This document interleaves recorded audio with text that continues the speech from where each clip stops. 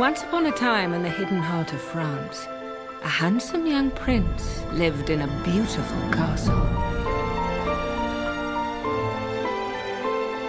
Although he had everything his heart desired, the prince was selfish and unkind. Master, it's time. He taxed the village to fill his castle with the most beautiful objects. Oui, maître. And his parties with the most beautiful people.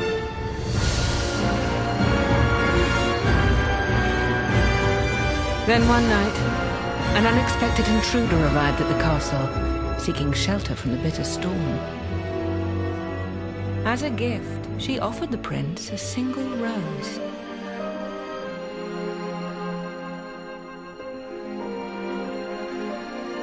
Repulsed by her haggard appearance, the prince turned the woman away.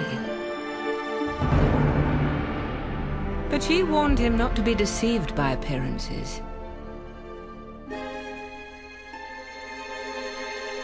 For beauty is found within. When he dismissed her again, the old woman's outward appearance melted away, to reveal a beautiful enchantress.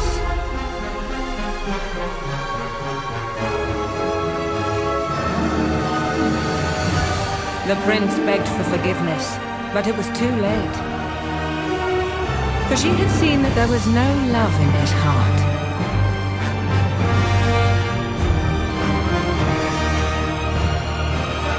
As punishment, she transformed him into a hideous beast and placed a powerful spell on the castle and all who lived there.